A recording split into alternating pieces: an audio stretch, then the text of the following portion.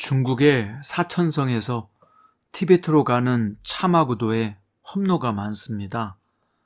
특히 벼랑을 깎아 만든 위험한 길이 있는데 이것을 잔도라고 하지요. 신앙생활은 마치 이 잔도를 가는 것과 같습니다.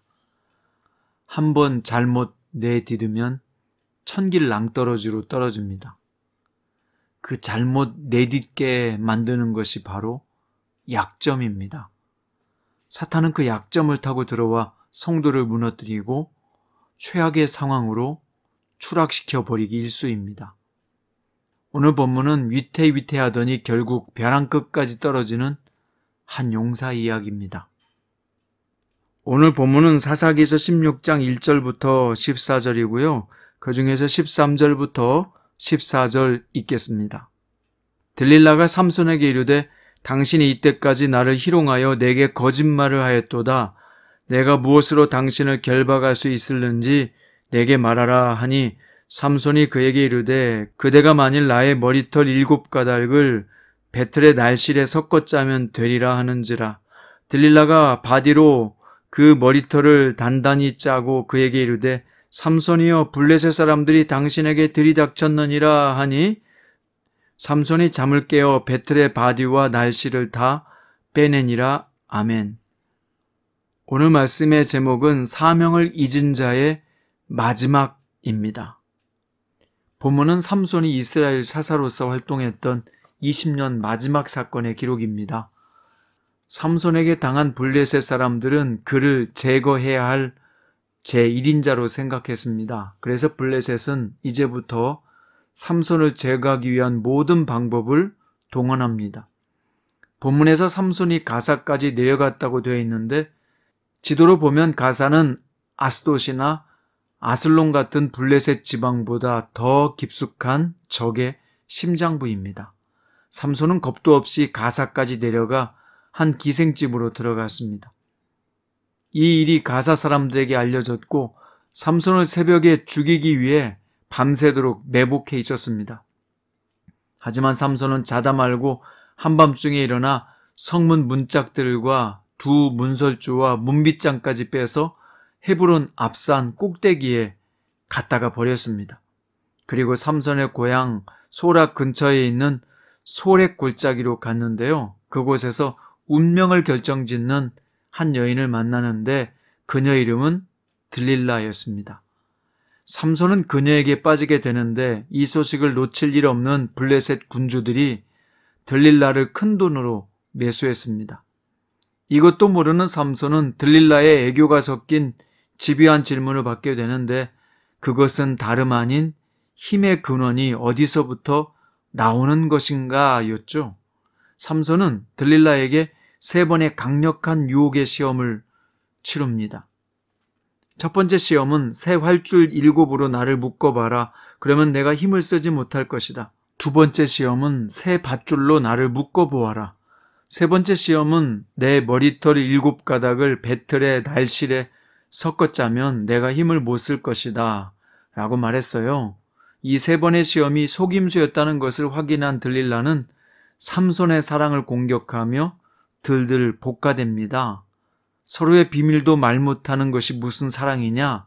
다 쓸데없는 장난질에 불과하다 라고 말했을 것 같아요. 이것이 오늘 본문의 내용입니다. 오늘 이 삼손이 가사에서 기생의 집에 들어간 것과 들릴라에게 당한 유혹의 시험은 어떤 의미일까요? 먼저 삼손이 자기의 직분과 사명을 잊고 살아가고 있는 것을 보여줍니다. 그는 나실인이었고 이스라엘을 이끌 사사로서의 사명이 있었지만 사실 그런 것에는 관심이 없었어요. 순간순간 기분에 따라 행동하고 마음이 끌리는 대로 기생집에 들어가 정욕을 풀고 블레셋 여자도 상관하지 않고 가까이하며 사깁니다.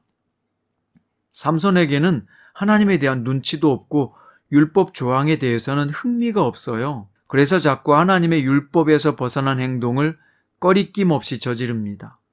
그러다 보니 자꾸 분별력이 없어지고 들릴라가 사랑이 아니라 돈 때문에 유혹의 시험을 하는데도 정신을 못 차리고 빠져 들어갑니다. 주변에 누구 하나 삼손의 행동을 제재하거나 권면하는 사람도 없습니다.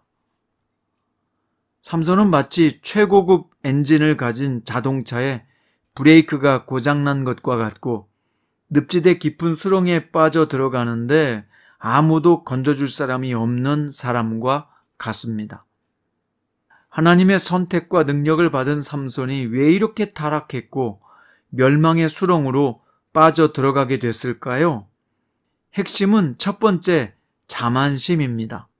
삼손은 자존감은 낮고 자만심은 높은 사람이죠. 자만심이란 자신을 스스로 자랑하며 뽐내는 마음이죠. 그런데다가 자존심은 강해서 쉽게 상처를 받고 공격적으로 돌변합니다. 자만심이 가장 큰 이유는 힘이죠. 자신이 가진 힘 말입니다. 그래서 그 힘 때문에 그는 자만심이 컸던 것입니다. 오늘날에도 사람들이 가진 힘은 자만심의 공급원이죠. 돈의 힘, 권력의 힘, 육체의 힘, 외모의 힘, 실력의 힘 등 우리 주변에는 우리를 자만에 빠지게 하는 것들이 많이 있습니다. 성경은 자만심이라는 단어는 없지만 자신을 스스로 높이는 예는 많이 있습니다. 민수기 16장 3절에서는 스스로 높이는 자만한 자들에 대해서 여호와께서도 그들 중에 계시거늘 너희가 어찌하여 여호와의 총에 위해 스스로 높이느냐라고 질타했습니다. 신명기 4장 9절에서는 오직 너는 스스로 삼가며 내 마음을 힘써 지키라 라고 말씀했습니다. 왜냐하면 자만의 끝은 멸망으로 가는 지름길이기 때문이죠. 우리는 그리스도인으로서 자긍심이 있어야 되고 쉽게 상처를 받지 않도록 높은 자존감을 가져야 합니다. 모든 일에 하나님의 사람이라는 자부심도 있어야 하고요. 스스로 할 수 있는 자생력을 개발해야 합니다. 하지만 옹졸한 자존심과 자신을 높이는 자만심은 경계하고 자꾸 버려야 합니다.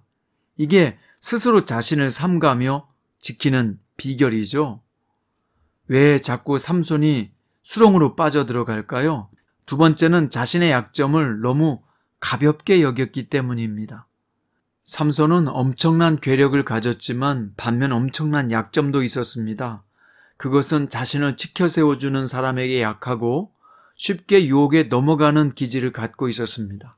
그렇다면 나는 이 점이 약해 라고 인식하고 항상 조심하며 살펴야 합니다. 그래서 자신의 약점을 파고드는 문제, 사람, 환경을 의도적으로 피하든지 아니면 주위에서 잘 살피고 행동해야 합니다. 하지만 삼손은 자신의 괴력을 믿고 이까짓 것 아무것도 아니야 라고 생각하고 행동합니다. 그래서 여러 차례 위험한 일도 만났고 위기를 넘겼지만 가장 강력한 덫인 들릴라의 치마폭에서는 빠져나오지 못합니다. 사탄은 바로 우리의 강점이 아니라 약점을 집요하게 파고들며 공격해오는 존재입니다. 그래서 하나님의 사람의 정체성이 흔들리고 사명을 저버리며 정말로 허무한 일에 골몰하게 만들어버립니다. 여러분은 자신의 약점이 무엇이라 생각합니까? 자신의 성향과 기질, 관심도를 갖고 잘 관찰해 보세요. 내 약점이 무엇인지, 어떤 때 흥분하고 어떤 말을 들으면 가장 기분이 나쁘며 또 어떤 칭찬을 들으면 의욕이 넘치는지 자신을 관찰하는 능력을 기르십시오. 숨겨진 자신의 내면 세계를 관찰하지 못하면 외부로부터 오는 공격이나 유혹도 분별하지 못하고 그것 때문에 무너질 수 있습니다. 기드온은 황금과 보석에 약했고 다윗은 목욕하는 여자에게 약했으며 솔로몬은 많은 여자에게 약했습니다.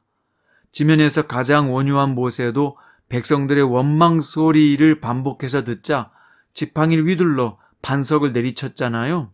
사도 바울도 믿음이 약한 마가 요한의 일로 오래 참지 못하고 바나바와 싸우곤 갈라섭니다.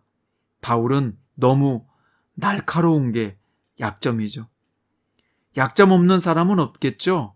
약점과 강점은 동전의 양면같이 붙어 있어서 분리가 안 됩니다. 그런데 약점 때문에 망하는 사람도 있고 약점을 잘 보완하여 승리한 사람도 있습니다. 그 차이가 무엇일까요?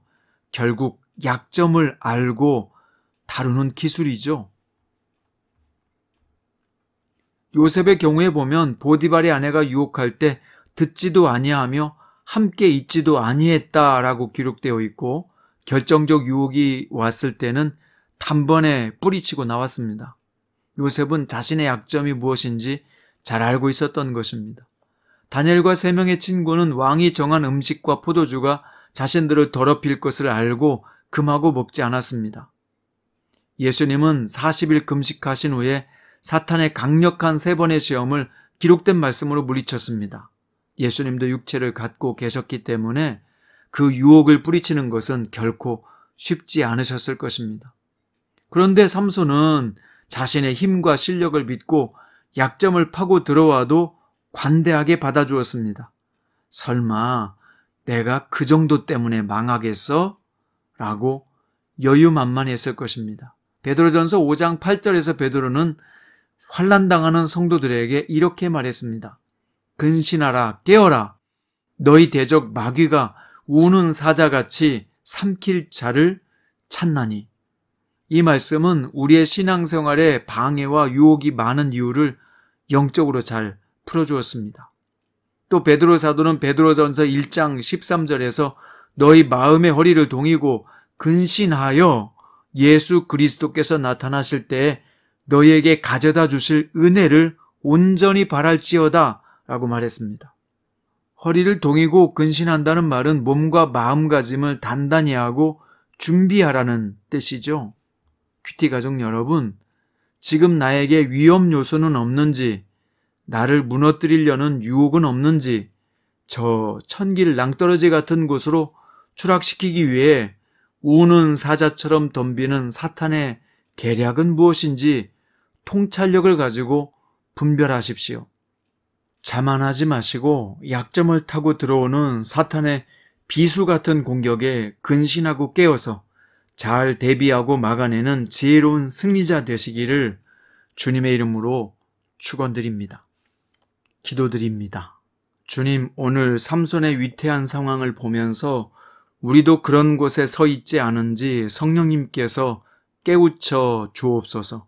자만하지 않게 하시고 약점을 타고 들어오는 사탄의 계략을 분별하도록 영적 통찰력을 주옵소서. 위태로운 인생길이지만 주 예수님께서 붙잡으시고 인도하시는 내 영혼과 공동체가 되게 해 주옵소서. 오늘 또 살아계셔서 역사하시며 인도하실 주 예수 그리스도의 이름으로 기도드립니다.